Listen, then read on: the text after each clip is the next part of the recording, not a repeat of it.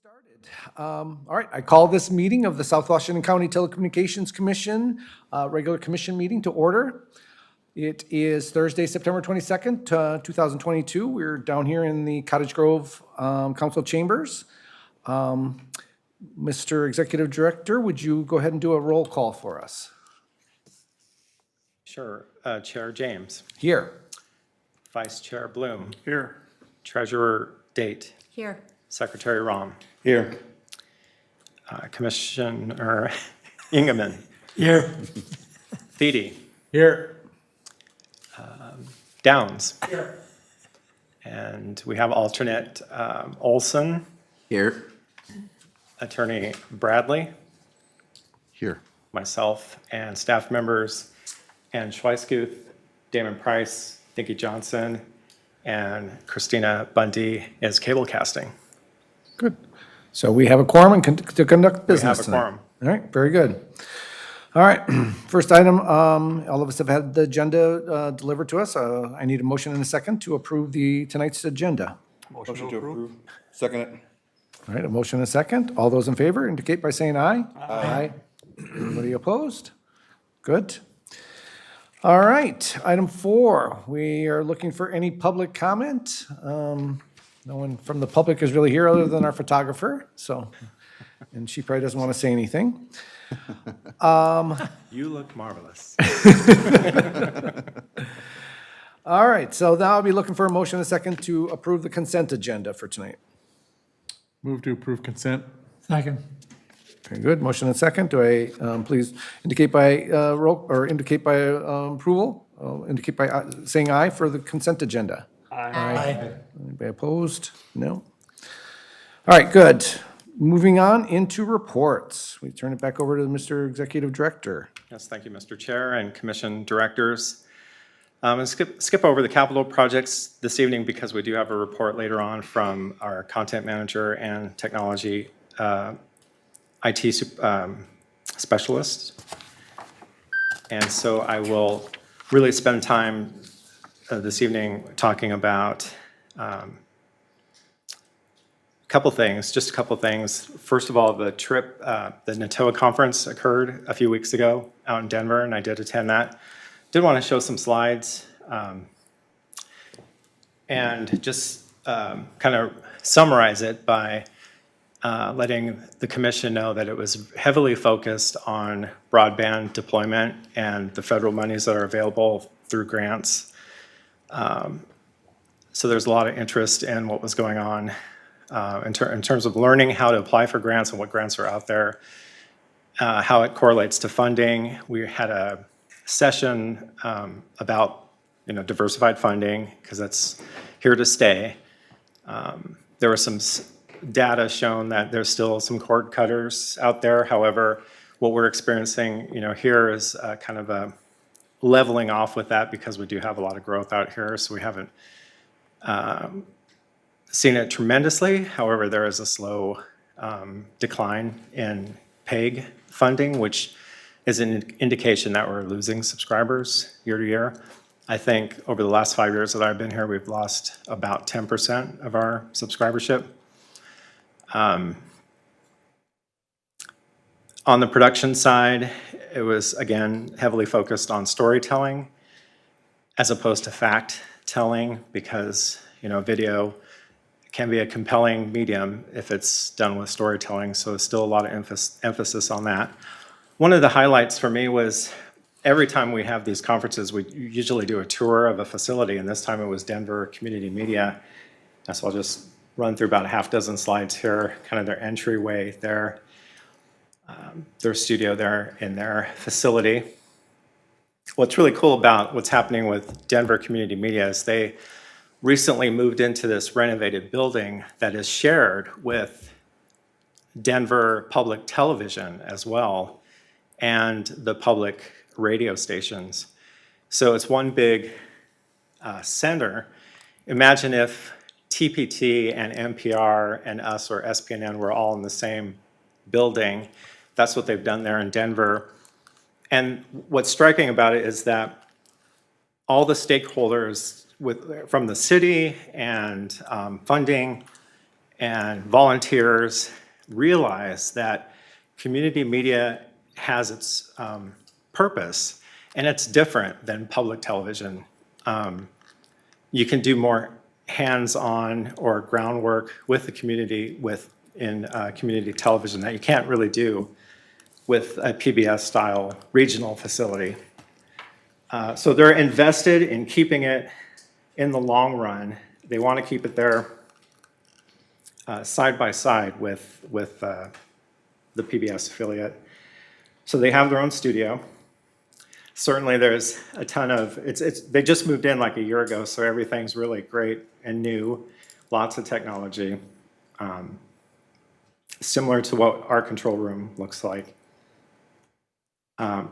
They're really putting a lot of effort into podcasting, so this is their podcast room. They're seeing a lot of volunteers and community media, community folks signing up to learn about podcasting, how to produce a podcast. So they're getting a lot of interest there. They built a whole room for it. And then here's just down the hall, the Rocky Mountain Public Media sign. They have a shared lobby there. One of the things that they're also really focusing on, and this is like their long-term strategic plan, is really to partner with the schools in Denver. Everything from, K through 12 and higher ed. However, they are really kind of focusing in on alternative schools and providing programming that they feel connects with students that are searching for a video career path or podcasting, media, journalism, providing job skills training, internships, and they have this training center built into their space. So they're doing really well there. It was really great to see that. As part of my report, I just wanted to briefly touch upon the revised strategic plan one sheet that I sent out recently I think I got it to everybody. And we're not going to be voting on that tonight, but I did want to just let you know that it's up to date from the previous executive committee meeting that we had a month ago. And with that, I'm happy to take any questions, and I'll hand it over to Ann. If you have any questions for me. Okay. Ann Schweisgut.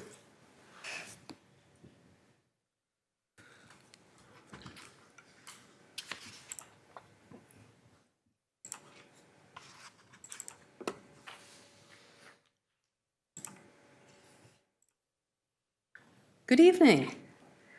Hope everyone is well.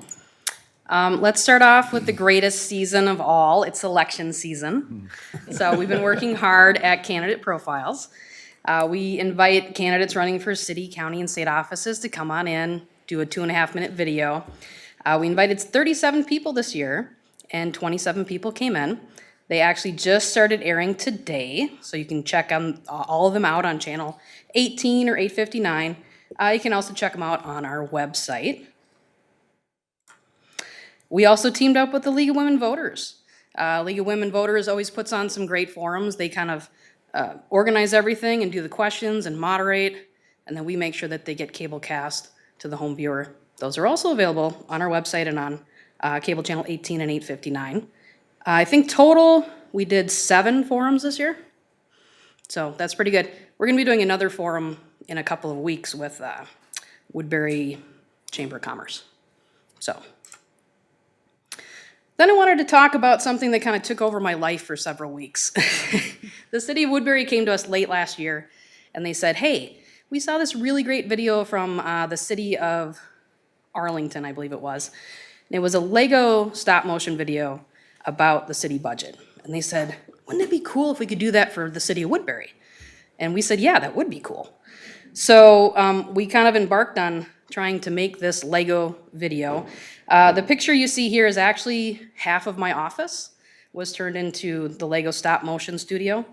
And, the great thing is we had all this equipment, we had the lights, we had, we just didn't have the Legos. So that was pretty much the whole budget for this one. But we had this really great snorkel lens, which without, there's no way that we could have done this video, because to get those little tiny faces to be in focus, you definitely needed this lens. So was very excited that we had that.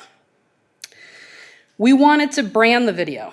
So surprisingly enough, it's not that easy to find teeny tiny stickers, but I did find somebody on Etsy who sold lipstick stickers that go on lipstick cases, and got the City of Woodbury logo printed, put it on a few vehicles, so that was kind of fun to brand it. And then I thought, well, wouldn't it be fun to recreate something in Lego? And that's where this came from. Most of you guys are familiar with what the City of Woodbury Council Chambers looks like. This is my recreation in Lego form. So if you look, there's the picture of the actual chamber. That's kind of how it came out in Lego World. And that was really fun to kind of create. So this is the Lego video. I love my city. It has great parks for my kids, safe neighborhoods with friendly people, amazing amenities, and well-maintained roads. That's a lot. How does all that get done? Good question. Keeping a city running takes a lot of work, and it starts with the annual budget. Just like with Legos, the parts of the city's budget come in different sizes, shapes, and colors, combining to provide the services that you have come to expect. That makes sense. I rely on the streets being plowed, water and sewer, and our police, who helped my neighbors just last week. How does all of that get paid for? Well, it's a lot like your family when you sit down at the table and figure out your budget. In Woodbury, our city council determines what priorities to invest in while ensuring we have a balanced budget. You can be a big part of that discussion. Me? How? Every year, public meetings are held to talk about the following year's city budget. Anyone can attend and make suggestions. Then in December, the budget for the next year is finalized and approved. Oh, I see. I've always wondered what my property taxes were used for. This year's city operating budget will be used to maintain and enhance services like police, fire and emergency medical services, installing new playgrounds, maintaining the city trails, providing recreational options like ball fields and tennis courts, landscape maintenance, plowing, engineering, street construction, and of course, staff support. Remember, your property taxes are divided between 4 different groups. Depending on where you live in the city, Woodbury receives about 25% of your total tax bill, and the rest is sent to the school district, county, or other taxing entity like the watershed district. Wow, that's a lot. It really helps to step back and look at the entire picture and everything it takes to make it work. You're so right. Lots of individual pieces and moving parts that work together to make a community in which we can all be proud to live, work, and play.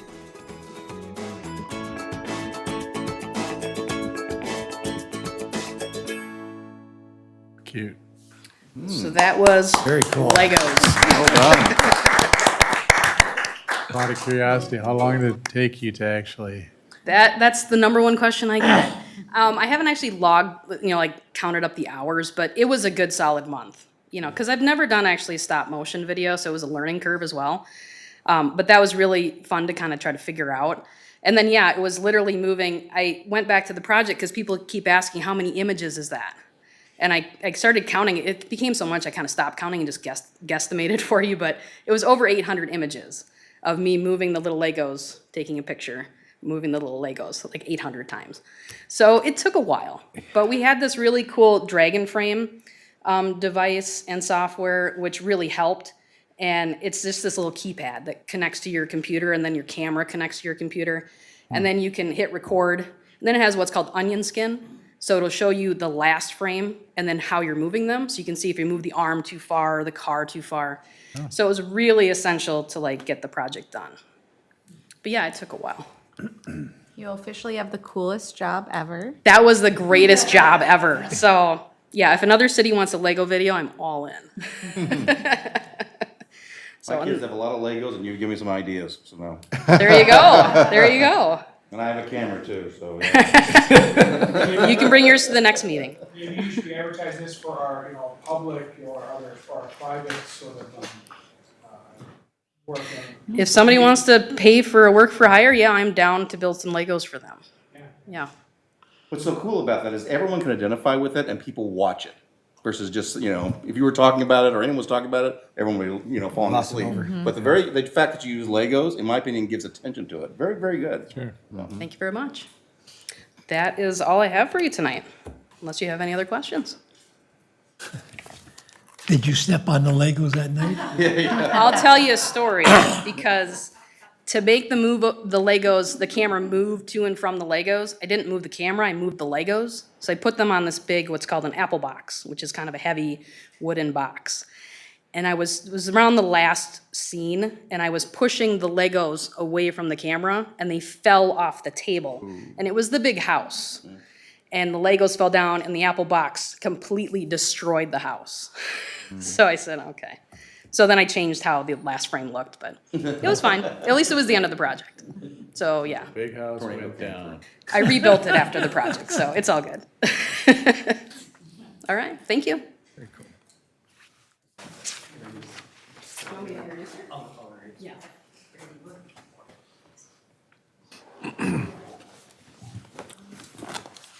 Thank you, Ann. Fantastic work.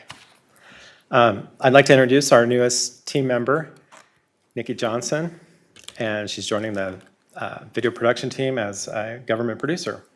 Thank you for that introduction. Good evening. Hi. Yes, as Mark said, I'm the newest member, and I'm very excited to be part of this team. A little bit about my background is, so I spent 16 years in community media with a company called CCX Media. It's in Brooklyn Park, and they cover 9 cities there, like Plymouth, Maple Grove, kind of the bigger cities there. So I did that for 16 years, teaching production classes, making promotional videos. Loved doing that. And then in 2020, when the pandemic hit, at the time I had 2 young kids, a 2-year-old and a newborn.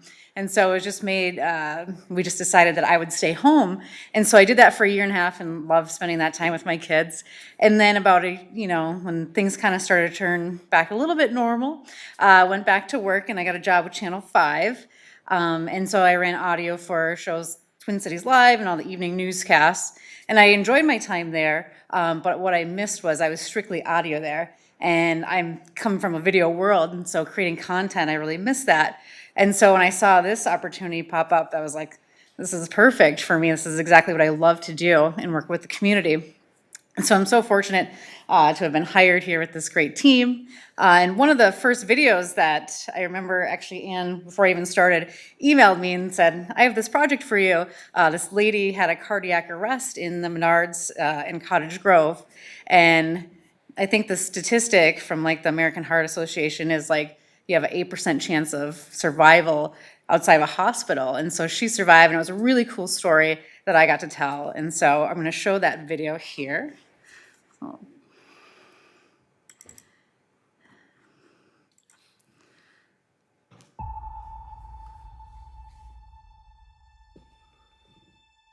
911, what is the address to the emergency?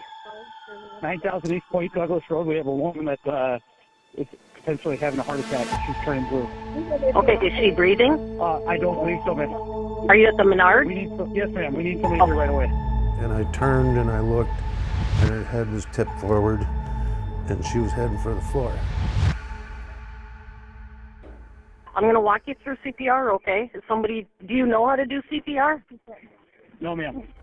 It's incredible to watch somebody, in that condition. And I thought, if she lives, she's going to be brain damaged. And it was tough. Lean forward. I got it. So your arms are straight. Okay, so we're going to push down firmly with a rocking motion 2 times a second. Count them out to me. 1, 2, 3, 4.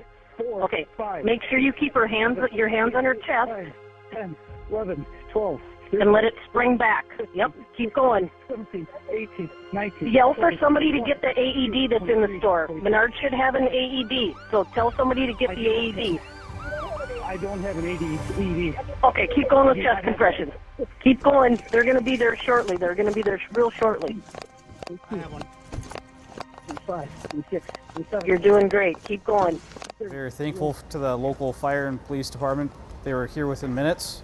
The operator had kind of directed me as to what to do in that situation. I just followed the operator's directions and kind of went from there. I advised him to continue to do CPR while I got the AED ready. I applied the 2 pads to the chest of the victim, and then at that point I advised that it needed a shock. So you press the button on the AED. The AED then delivers a single shock to the victim, and then I continued CPR after that, as now that we're on scene. I think we shocked her a couple of times on scene, and then we moved her to the ambulance via the stretcher. While in the ambulance, she kind of woke up, which kind of surprised us, to be honest, because it typically doesn't happen that way. The people in there said, "Welcome back, Pam," and I said, "Well, where was I? I didn't know I went anywhere. I didn't know where I was at first." Cardiac arrest is basically when your heart just stops for whatever reason.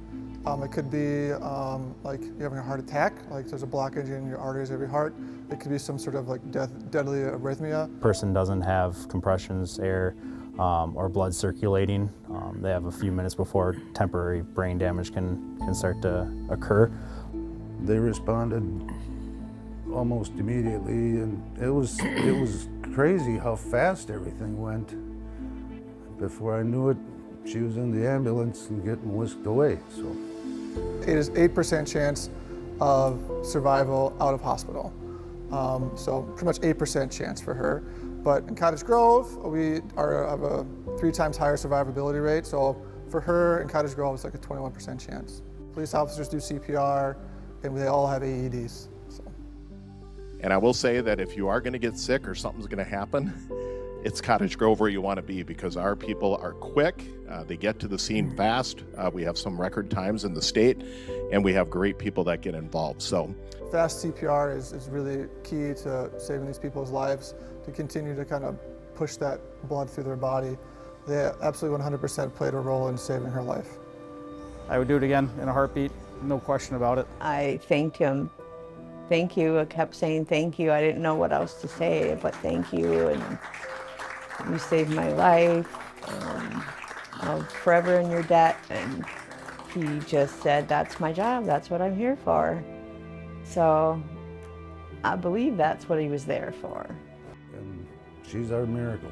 So the outcome could have been terrible. I'm very lucky. Yeah, it was a really fun story to tell, just to see how everybody came together. And that was the real 911 call too from that. So yeah, that was a fun story. And that's all I have. If you have any questions for me. Well, I'm glad it turned out good, and Yeah. because every time I go to the store, I about to have a coronary arrest when I see the price increase. Right? Well, thank you, A guys. compelling video. Thank you for Welcome, that. Nikki. Yeah, well done. Yeah.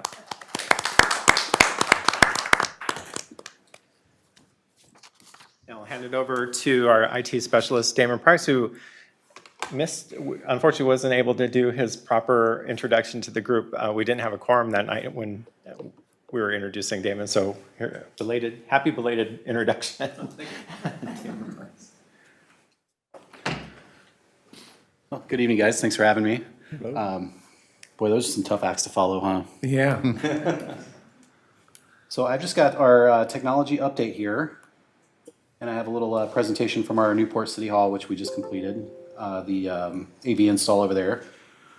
So our current projects, in Woodbury, we did some updates to the closed circuit cameras at the formerly known as Health East Sports Center. Now I believe it's called mHealth Fairview. So they had some network changes over there, so took out some of our closed circuit cameras. So we had AVI come over there and reset some Extron controllers over there and brought that back.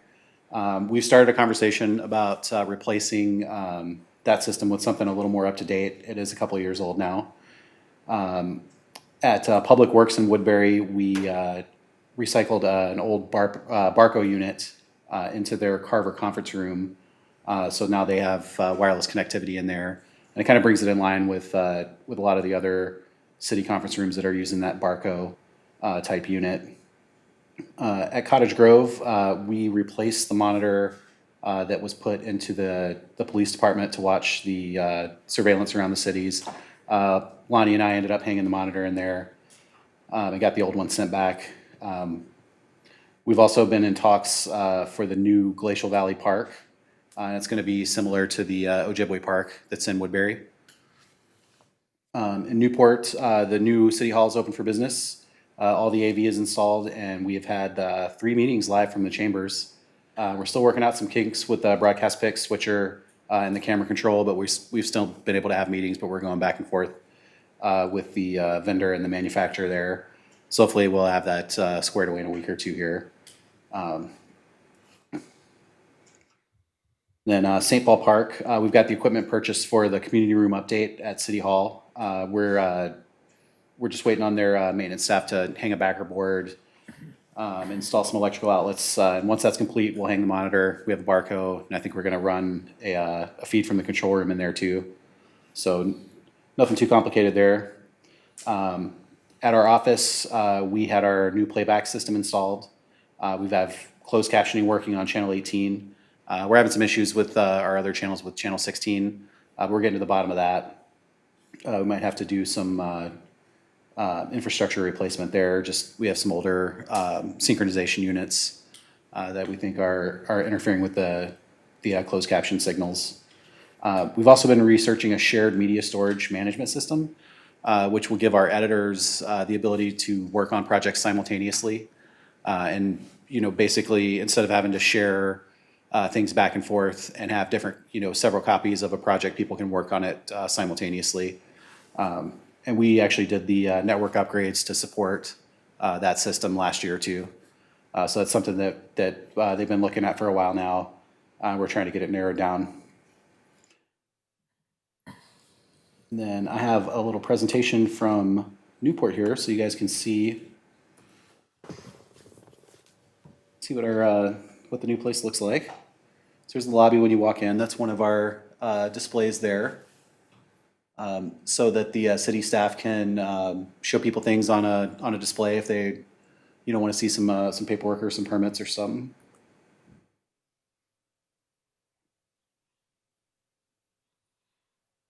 And this is a small conference room right off the entrance. You can see Lonnie in that picture there. So we just have a monitor and a Polycom and a Barco in there. And this is their fire training room. This has an Atlona touch panel with some ceiling microphones, a Hudley camera, and this has a Barco as well for conference functionality. Here's their second floor conference room that's right off of the council chambers. This also has a Barco and a Polycom.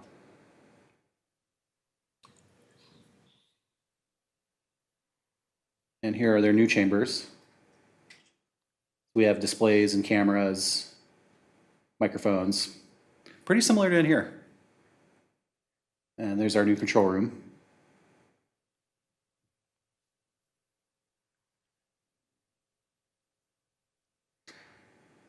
And then we installed some displays for the fire department and a couple other areas. The city administrator got a Barco as well, as you can see there. And here's a shot of our new playback system.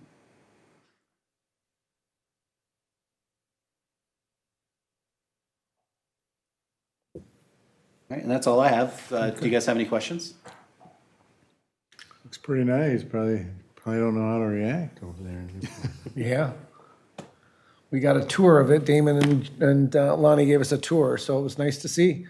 Got a nice spot there now, Tom, huh? Yep. Yep. You pleased? Well, it's 20 year overdue. Yeah, right. I like the coffee cups, yeah. It's definitely a nice upgrade. Yes. Yeah. Nice. Good. All right. Well, thanks, guys. Thanks, Damon. Thanks, Damon. We're so fortunate with the staff we have. I mean, everyone is extremely dedicated to our mission. So I feel very fortunate to be a part of this team and to have your support. It's really just a tremendously well-functioning team right now. So appreciate that. Good. All right. Well, thank you, Mark and staff. All right, I guess, Mr. Bradley, legal update. Okay, well, good evening, everybody. Good evening. My legal report's in your packet. We had a big month last month, or this month, actually. We added Nancy Warner to our team, which is unbelievable to me that I'm even saying that. I'm very, very pleased that she's joined us. So our law firm name is changing from Bradley Law to Bradley Warner, and effective on September 15th. So Nancy just got started. She's doing great things already. I did put a couple of highlights, actually, of Nancy's work in the legal report.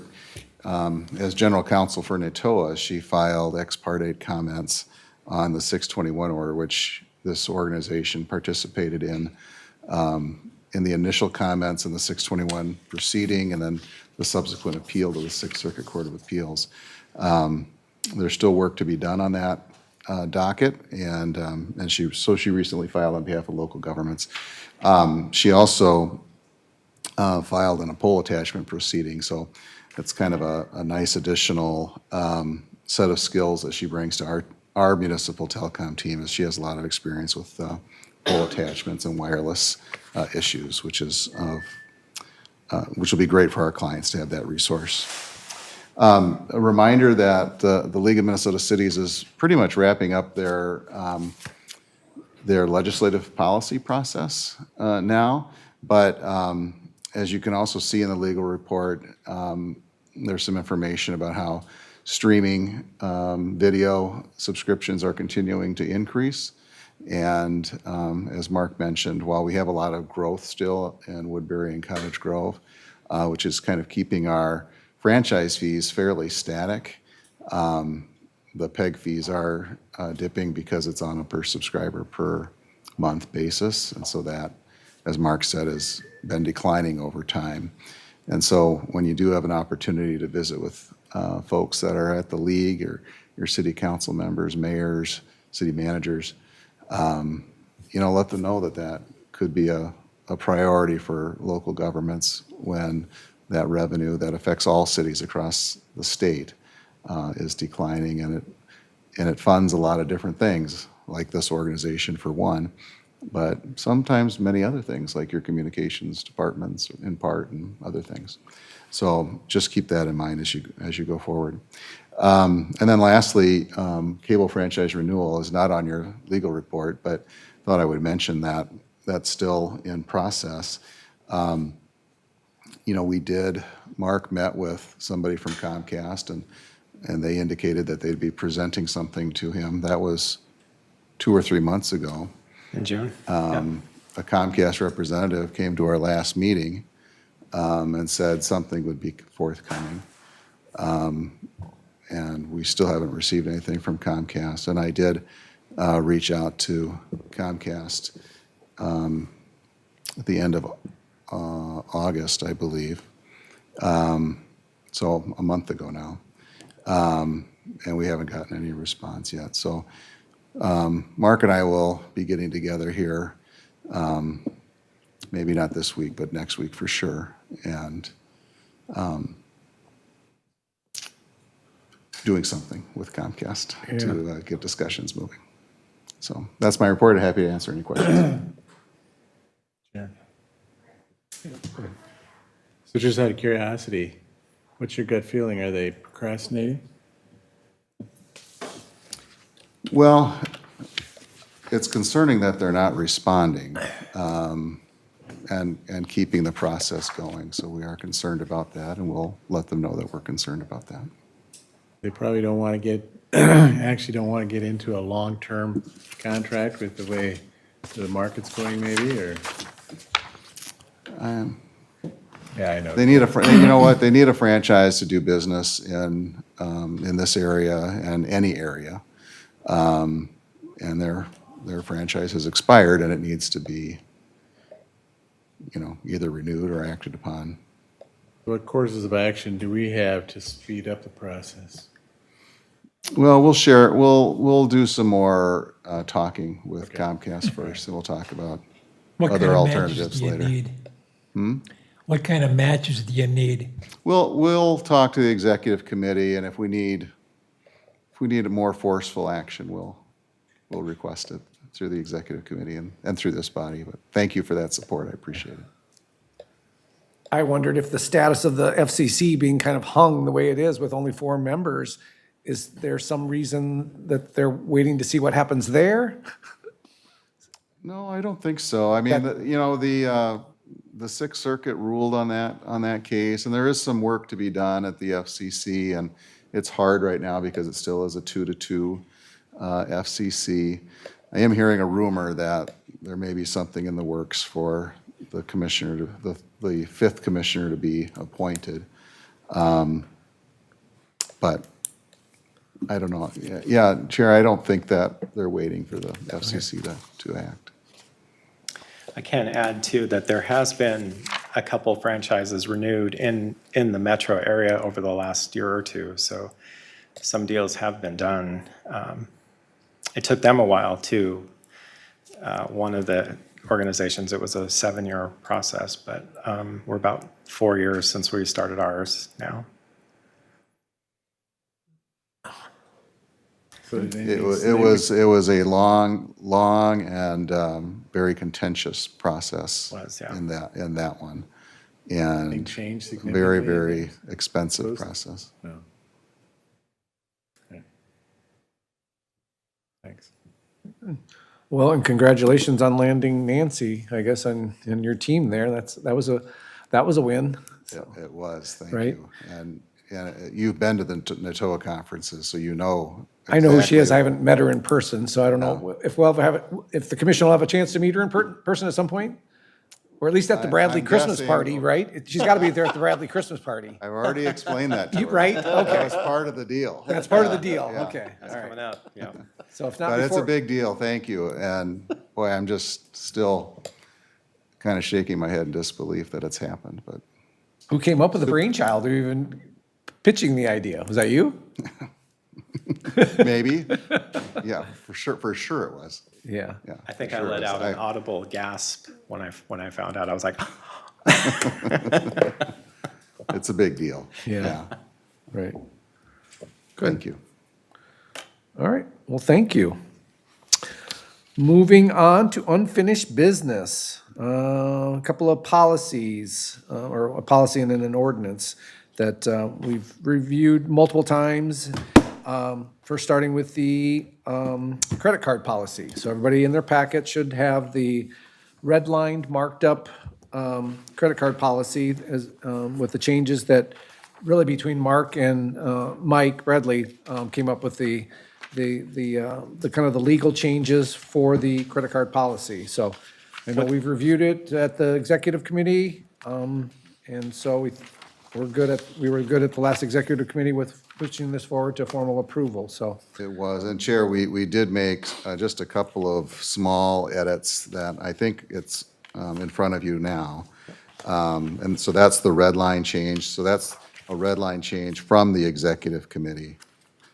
And it's in response to input that the auditor gave us earlier this week. I'm sorry, we would have had it in your packet, but we just got the auditors. Well, I thought it was all the red line changes. I didn't think it was just something since the executive committee meeting. I think in your packet, you had the red line showing the changes. There's a, I see, that Mark dropped off up here. I'm sorry. Yes. Okay, Yes. okay, Sorry. thank you. yep. Earlier, I sent out an email with supplemental material earlier this afternoon. Yes, and then okay. It's printed out in front of you right now. Yep, so basically, the auditor just wanted a little more oversight over the credit card purchases. And so we just made those amendments to the policy. okay. Let's see here. And that's the other line. Okay. All right, any questions from any commissioner about the changes being hopefully approved tonight with this? And if not, I'd be looking for a motion and a second to adopt this new updated credit card policy. Motion to adopt the credit card policy. Second. Have a motion and a second. All those in favor indicate by saying aye. Aye. Any opposed? Good, all right, that one's good to put to bed. All right, next is the Commission Director Compensation Ordinance. Mark, is there anything you want to say about that in particular? It's, thank you, Chair. We've been reviewing this for quite some time. On the recommendation from our attorney was to repeal the, to follow the state ordinance that city council members follow. And in our last discussion at the executive committee meeting, we discussed raising the pay in the policy, in the ordinance rather, to $75 per meeting. It had been at $50 for, most of you all were there, but it had been at $50 since 2005. And so we did an adjustment there that would go into effect with the seating of the next board, which was at our annual meeting in January. So it would go into effect on February 1st.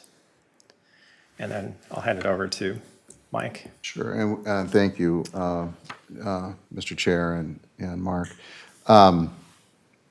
This is another item that we got some late information on from the auditor. And one of the things that the executive committee requested was just consulting with the auditor to see how we should treat the compensation to commission directors. And basically what the auditor said was typically council members and appointed commission directors are treated as employees for purposes of income reporting. So we put a supplemental memo together describing that. That should have been distributed to you by email earlier today, but it's also in front of you at your desk here.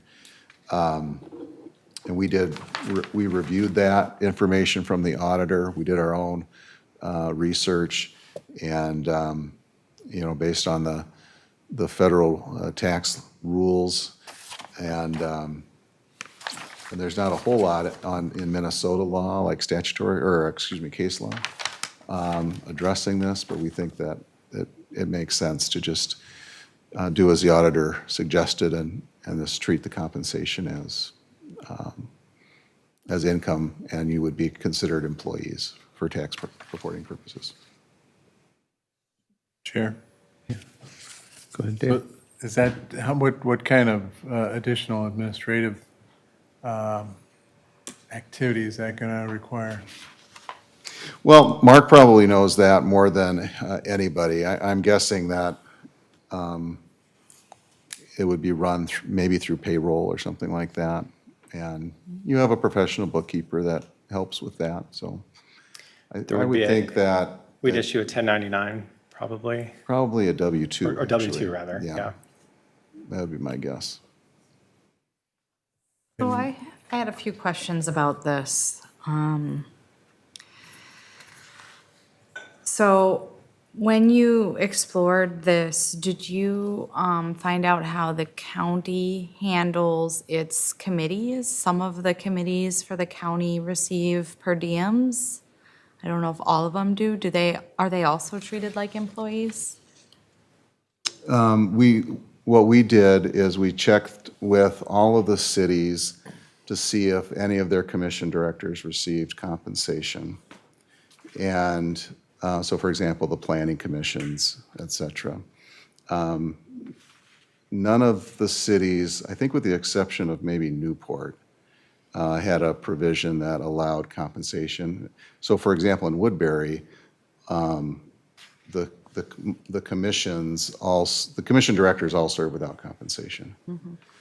There is a watershed district that we thought was similar to the Cable Commission, and that is an organization that does pay its commission directors. There's a special statute for watershed districts, and it specifically allows for compensation so that they're paid under pursuant to that statute. That's a statute that doesn't apply to this organization. We're a 238 municipal joint powers agreement. So there really weren't any other groups that we could really compare other than the watershed district and the other commissions. So then we went to, how are city council members treated? And you would be treated in a similar way to that. So the reason why I'm asking, and I appreciate the context, is the two examples that I can think of in which commission members receive compensation, and is one at the county. If you serve on a county board, there are some that they receive per diem. And then also, when I served on the Board of Water and Soil Resources, I received a per diem per meeting. And that was not treated as an employee. That was, I think I got a 1099, but I did not have Social Security or Medicare taken out. So it was, this came late today, so I didn't have much time to explore more of it. But I just thought in contrast to that, the state, which was very rigorous in that process, do not treat, at least in that situation, board members like employees. And the reason why I'm really bringing it up is the administrative burden aspect of it, and that if it's not totally 100% necessary, I wouldn't want to go down that route. And so that's some precedent. The other thing that I think is different about city council specifically, and that's the only one I can speak of, and this board, is that city council, we are paid a stipend for general work. It's a monthly stipend, regardless of if you work 5 hours a week or 100 hours a week, regardless if you attend all meetings or no meetings. Whereas this is a per diem that is awarded when you attend the meeting. And so that's also a little bit different. I don't know if that has implications in whether or not you're an employee versus whether or not you attend the meeting. But also, my understanding was that the original intent of this per diem was also partially to compensate board members for subscribing to cable, so that we would understand that perspective of it, in which case, if it's a reimbursement, it should not be taxed in the same way. So I feel like maybe there's a little more that we should work out besides just simply doing that.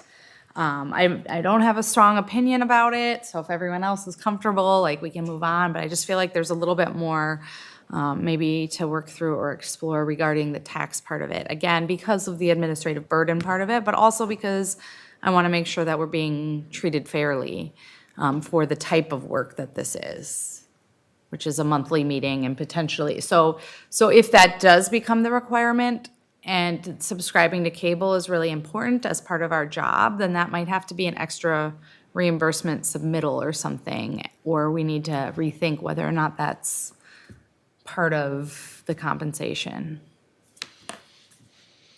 Yeah, Mr. Attorney, again, my understanding from going back, a few years too, is that this compensation was part to being reimbursed for travel expenses, to and from, which again, with gas prices being and wear and tear on a car, we didn't submit, reimbursement for mileage or anything else like that. We got a per attendance, compensation for that. And that's what I understood this was, and therefore it was not income, it was compensation for personal travel. So I think, again, we do have some issues here. I agree with Commissioner Day. I don't think that we should go into the making people, employees of the city. I don't think that's a good, of the commission. I think that's the wrong way to go, personally. I think we should try to do it where it's minimum of red tape and also is legal. And compensation for travel has always been looked at as a court as being a reimbursable expense. So Reimbursements are different. Yeah, for sure. So, and that's what I would compensation. recommend to the commission that we look at as that, especially with today's gas prices and those type of things. So, Yeah, and just to let you know what we were looking at, there's a IRS publication, 963, that relates specifically to this. And that was referred to by the auditor. And then there's there's FAQs related to that, and then the FAQ, specifically stated that if board members are paid nominal amounts, for example, under $1,000 per year, which is what this would do, must Social Security and Medicare taxes be withheld? This is not me saying it, it's the IRS publication, so don't shoot the messenger. It said generally yes. Elected and most appointed officials are employees of the public entity they serve and are generally subject to the withholding rules that apply to other workers. So I do think it makes sense if the commission wants to look at reimbursement versus, meeting compensation. That's definitely worth looking into. I can tell you that a neighboring cable commission does just that. They have reimbursements for cable television services. And the commission directors are allowed but not required to have reimbursements of basically their cable bills. And the idea is in order for you to do your jobs as cable commissioners, in part, is you need to be able to see what's on television so that you can respond to constituents that are talking about what they're seeing on TV. Quality of service issues and things like that. Mr. Bradley, I know it's maybe not your area of specialty, but if we start calling these things reimbursements, I mean, do we need to be careful that we're maybe avoiding a smaller administrative burden for a much larger burden in terms of what are we as commissioners going to have to deal with, like in terms of do we need to prove or verify expenses? Is that just going to then create, I don't want to trade one, like we don't want to do payroll, right? Or we don't want to be treated as payroll because we want to alleviate that burden or that necessity.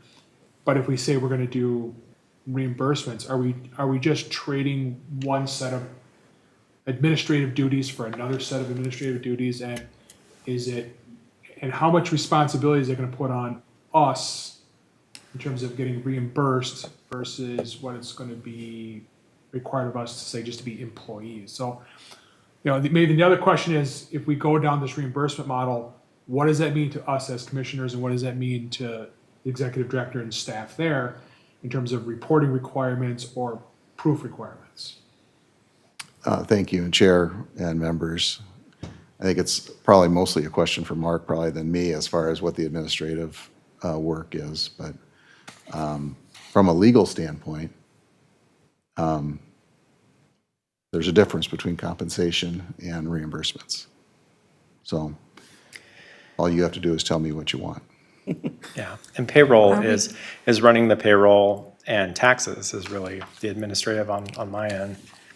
If that was the choice, we're talking about a payroll. We're doing reimbursements. We have to start. We have to keep mileage logs. We're going to turn in our monthly cable bills. Because that sounds like there could be some additional responsibilities on both ends, on our ends and yours. Yep. And these don't sound like insurmountable tasks or things that we're not capable of doing. But I guess I'd like to maybe before we make that decision, let's say, okay, putting us on payroll, this is what we have to do. If we're going to do reimbursement, this is what everyone needs to do, so we know which way we want to go. Yeah. Is it possible to just frame the policy in such a way that the $75 is a reimbursement without us having to submit receipts? That's what I'm thinking. 'Cause that's We kinda should how- look at that, at least. We never have, we never have before had any Right. receipts. Right. So I think we're being consistent with the policies we followed in the past. So all we're doing is adjusting it, from what I understand, is that we're adjusting it for inflation, Right. which maybe, because it's going up there, maybe we should adjust it again already. But we're establishing a new ordinance around it. Right, we're doing an ordinance this time, which we didn't, it was a policy. It was a before. policy before. Right, so now we're being more legalistic. Okay, Yeah, right. I seem to recall having this discussion somewhat before, and that a reason it was at $50 is because that also kept it, if you got it for each month, that kept it under a certain amount. A reporting limit. Yeah. Correct. And I'm okay with reporting. I just don't want to, Some of us are under contracts too with our jobs, as far as, I can't technically have another job with my job as far as being an employee. Now, for an elected public official, I could always get a rider and say, I'm elected public official, and they understand that. But technically, I'm hired by a company, and I'm their employee, so to speak, and I can't have a second job. I mean, technically. Now, in this case, I don't think there'd be a problem. I can just tell them what it is and that kind of stuff, whatever. But I mean, again, there are some other contractual things for people who have different kinds of jobs, so. Mr. Bradley, I know you didn't print the whole publication of the FAQ, but from reading this, I got the impression the aggregate yearly dollar amount isn't really at issue. It's the nature of what you're doing and the nature of the payment. So maybe at one point, keeping the dollar amount under a certain level may have been relevant. But again, I haven't read the whole thing, but I'm assuming that thinking isn't really useful anymore. Not for this type of compensation. Okay, so, we could pick any amount that we want to pay, and it's not going to change the theory or the intent behind the IRS rule and the FAQ. Except it needs to be reasonable based on, Right. it can't be outrageous. It's gotta be Oh, no. related. That's And not- I understand. I'm not saying. I understand. I'm just saying, as far as this Right. narrow question is, the amount should have no bearing on the policy decision we make for whether we're doing reimbursement or payment. So what we have in front of us tonight was, whether we were going to approve this ordinance. And I guess what I'm hearing is that maybe this ordinance, as written, using the word compensation, needs to be rethought or, and switch to reimbursement? Chair, I think what you need to decide as a matter of policy is, do you want meeting compensation, or do you want reimbursement? If you want reimbursement, you don't need an ordinance. Which is what we've been living under for years, really. Correct. Yes. Well, yes.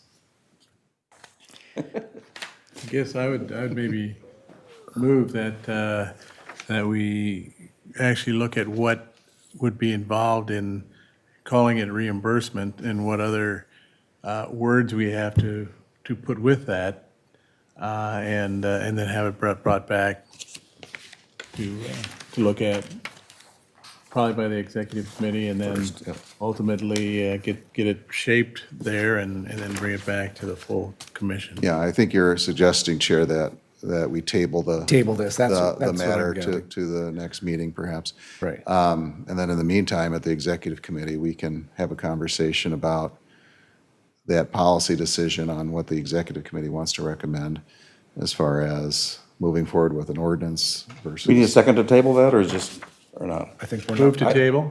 Second. So. Yeah.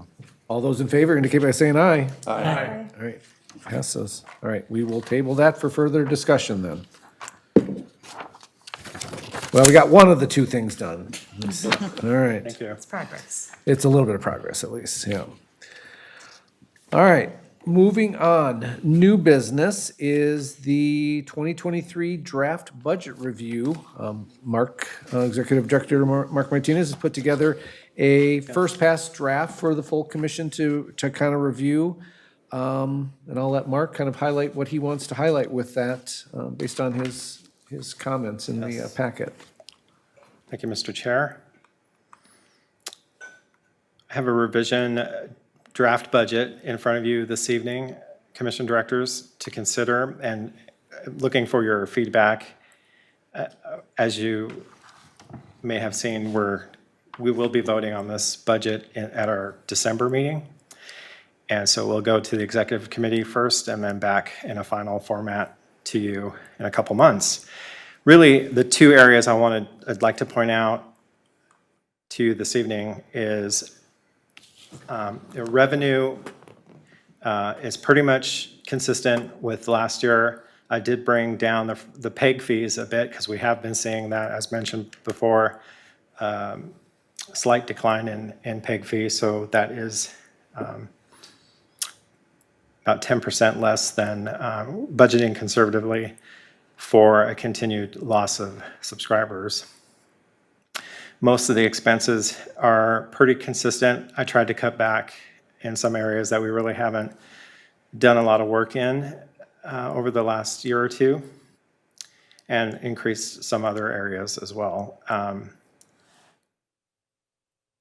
One of the big areas of expenses usually is our capital investment area. Right now, I've talked with the member cities as to what projects they see on the horizon, and that's indicated here in the budget. We also have $150,000 planned for the commission office.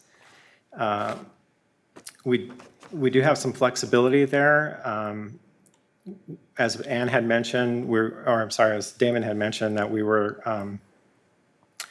had been looking at a shared server, remote serving archiving system over the last few years, something that would really make the producers' time more efficient and collaborative.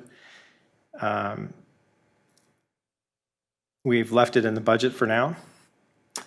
The one thing that could potentially change that investment is our potential of moving locations. And so we're kind of on the cusp of whether we should invest in that or not.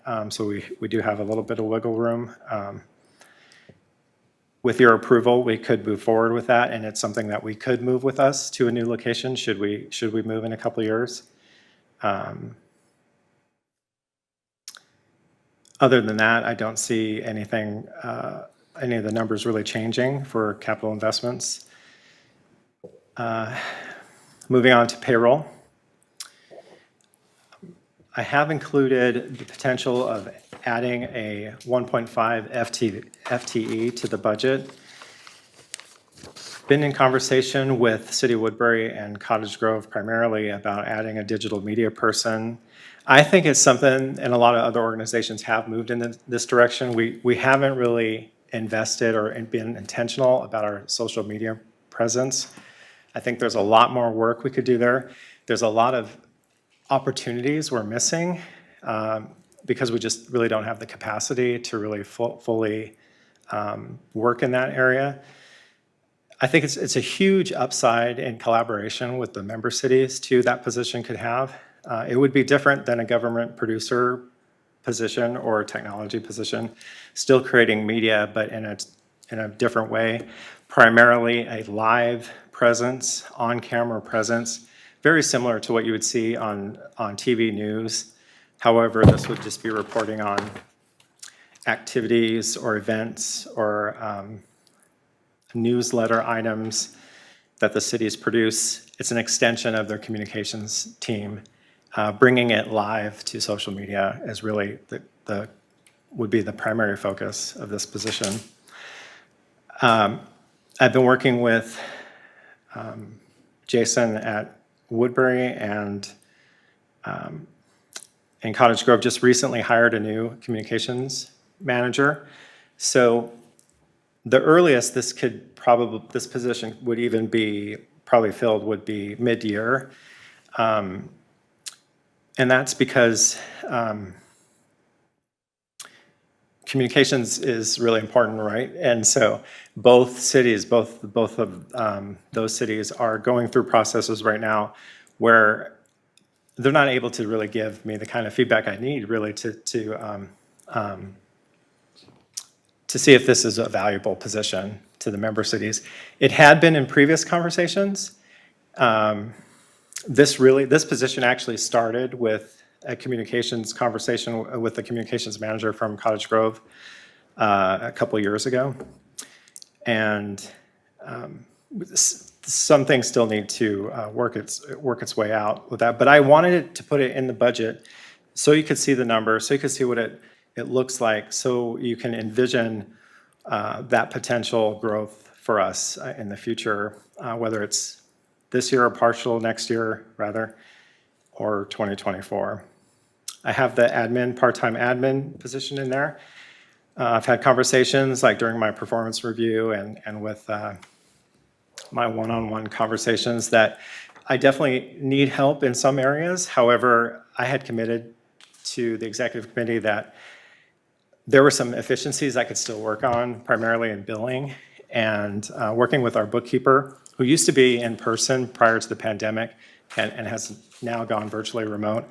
So she used to come into the office to help prior to the pandemic. And so I've had to pick up that extra paperwork, but moving things to online payments has been very helpful. So I'm still in the process of doing a lot of that. And then I'll make another assessment. But again, wanted you to see the number for the future. I've also committed to finishing a payroll study for our staff this year.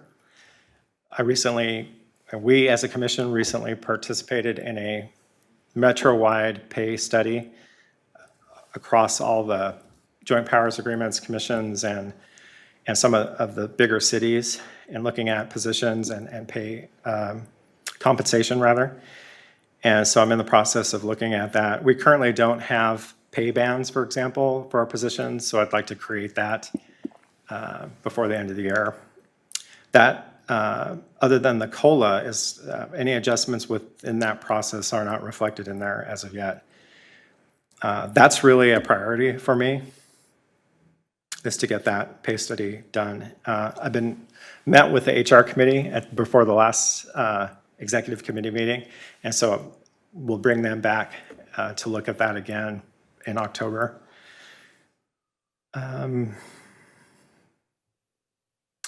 then, as directed at the executive committee meeting, I added a $100,000 placeholder for a relocation fund potentially as our lease ends in August of 2024. Any questions on this? I just have a couple comments, questions. Comment, yes, on the admin. I think that's a really good ad. Relocation fund makes sense. I'm a little curious about the digital media. Is that reflective of a full year, or is that assuming part year for this? That's a full year placement Okay. in there. Yeah. So at the city, when we're budgeting and we're not sure if we're going to hire someone or not, a lot of times we don't include it in the budget, and then when we decide to hire, we do a budget amendment. And since you said that both Cottage Grove and Woodbury haven't really been able to give you clear direction on what you'd need yet, and it wouldn't start till halfway anyway, that seems like enough, like a small enough of a budget item that we could take it from fund balance or reserves or other places, that I'm just not sure that it makes sense to budget it when we don't really know what it is or when it would be. So I would suggest maybe we leave that out for now. Sounds good. I had made the same suggestion. I had a one-on-one with Mark today. Really, that came out of, for us, as council member date, our communications division at the city of Woodbury really assumes that the cable commission is a part of our communications group. They're an extension. There's other cities that do what Mark's group does for the city, the work directly for the city. So what we're looking at is we need to do an assessment of our overall communications strategy. So we've been directed by our council. We had put in the budget, we had made a request for an additional personnel.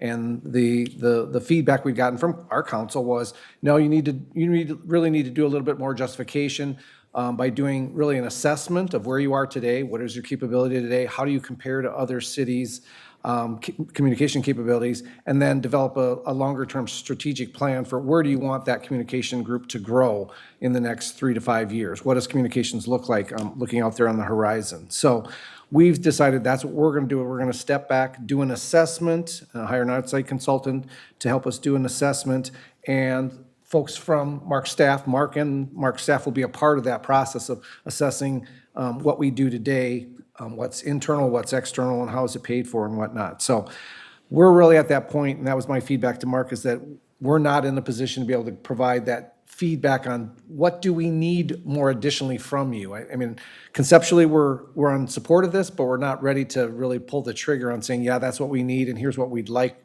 it to do. So that was my suggestion to Mark too, was to say, you know what, for now, let's pull that from the budget, not include it but keep the idea percolating, and we'll talk through it in 2023 as we go through our assessment, and then we'll be talking more as a commission too about what we're hearing, what we're thinking, and then hear about what you're, what Cottage Grove might be thinking, what others are thinking as well. So I would kind of agree with that. And I was, as you were talking about things, I was thinking, well, it'd be good to, at least, I would think that to actually have the communications directors of the different cities be involved in, looking at this, and even looking at, anybody that the cable commission might get, what would be, complementary skills and from a collaboration, and what, where could we kind of fill in, and how would that work to a benefit for all the cities, so, right? Sounds good. Yep. And then on the part-time admin, the only thing that I thought about with that was, Mark has this person that's been working with him now that really hasn't come back to working in person and whatnot. And so maybe if it's like with the auditing services, we've suggested at some point that we go out to bid to just say, what are we getting for that service, and are there are there other comparable organizations or small businesses that could do that could supplement what Mark's looking for on a contract basis versus hiring an admin person. So that's what I was suggesting, that we look at, doing that, and we can be the bad guy by making that recommendation. That's not Mark, saying to the person, hey, we're going to look at, changing out, but that, our commission is suggesting that we look at the service that part-time bookkeeper is providing and see what, just get comparables and see if maybe you could get a different service provider that would provide really more of what you need at a reasonable price and come in and help you. Yeah. Yes. So that was my thinking with the admin position at this point. That was good. Is that the only role that the admin person would play, or would they do other things as well? Because what you're describing to me sounds like something that's a little bit more of an area of expertise than when I think of general admin, it's helping with calendar and scheduling and meeting prep and other things like that. And so that, it may be that both are needed. I would agree. Yep. Looking at, my strengths that that's an area of improvement, I guess, some of the administrative functions, invoicing, putting bills together. I do it, but it's probably not the best use of my time, right? And I put the packets together. So there would be some areas, I would try to utilize the person as best as I could. I'm only thinking what used to be there, but I'm sure with the right contractor, who's really super efficient and a little more tech savvy would be helpful. Yeah. Yeah, you're right, because I was thinking more of along the part-time bookkeeper that he has today and helping in the finance area. But if you're really looking for more administrative type help, then that is a different job function than what the bookkeeper provides today. So fleshing that out a little bit more, I think, would be helpful. What is it that you're looking for with that? An admin, is it helping on the finance side only, or is it administrative help as well? So. Right. Thanks for that. I appreciate that. And as long as the travel reimbursement checks go out on time. Okay. I don't know if it would be too much to ask, but one thing I think, you asking for a little bit more assistance there would be a job description or a job posting. What would that look like? Yeah. And also maybe what the admin would cover versus what a accountant or bookkeeper would cover. Yeah. Mm-hmm. You can find it in both grades, but they're Right. probably at different levels of expertise. Yeah. Much appreciated, that feedback. Any other comments or questions about anything within the budget? Okay, all right. Well, we'll be looking for more discussion at the executive committee meeting next month, and then back to this group for the final budget adoption in December then. All right. Yes, and if you think of anything or want to have a more detailed conversation, I'm happy to have that with you, one-on-one, anyone. Very good. All right. Commission comments and requests. Does anyone have any other comments or requests that have not been brought up through the meeting? All right. I have one item. There you go. Which is at September at our executive meeting, we had talked about potentially doing a picnic, which would include everybody. At our October executive committee meeting slot time, is that something that we think is still gonna move forward, or if so, it might be good to give everyone else a heads up. About it, that's right. Yeah. Right. I think the staff was okay with that. I did talk it over with Ann a bit, and what we were thinking too, that wouldn't be something that we could necessarily bring kids to, probably, right? Probably not at that time The of school night. If we wanted families. If we wanted just families. Staff and commission, that would work just fine. Well, the executive meeting's usually 5 o'clock now. So if you can, then. Yeah, so we were picturing it like at, 6 o'clock, and we'd do it at a park, we're gonna do it at a park. So I think we were thinking Ojibwe Park, because there's a park building, we could be inside, we could be outside, there's a playground, so. I mean, our intent was to invite families, so just so you know, but each person can decide if that's too late or not. So, yeah, that was still my intent, and I was gonna arrange for getting the park shelter reserved for it for the October meeting, but then that would be open to all commission members, And all how- commissioners. The folks running for positions, is that, it's close to the election, is that okay too, yeah? Okay. I know you guys are busy, so. Oh, just want to okay. make sure. Okay. But yeah, it would be the fourth Thursday in October then. we'd Yep. do that. Okay. Yeah, good. Good for reminder. Yeah, we hadn't talked about it as the bigger group or put any announcement out there about It'd be it. a good location. What's that? Ojibwe would be a good location. That's what we said. Yeah. Yeah. Because we thought with October, you don't know what the weather's gonna be like, so if you just did it in an outdoor shelter, it could be kind of cold and, we at least could go inside if we need to. Yeah, for sure. Yeah. Good. Well, thank you. Yeah, thanks for All right. confirming that. Yep. And on 60 Minutes, our president said the pandemic is over, so just so everyone knows that it's over now. Okay. He declared it over, it's on 60 Minutes, so. Okay. So, yeah. You doubt that? Well, we've moved on to a different phase of it. Yeah, so of exactly. some sort. It was over. It's So- a pandemic. So my thing, people don't want to come into work, I'd say the pandemic's over now. The president said so, so. So I guess before you leave the gathering, I don't know if I heard if there was any action plan on who was gonna do what, because obviously there's planning involved to do that, so. Mark's doing all the planning. Yes.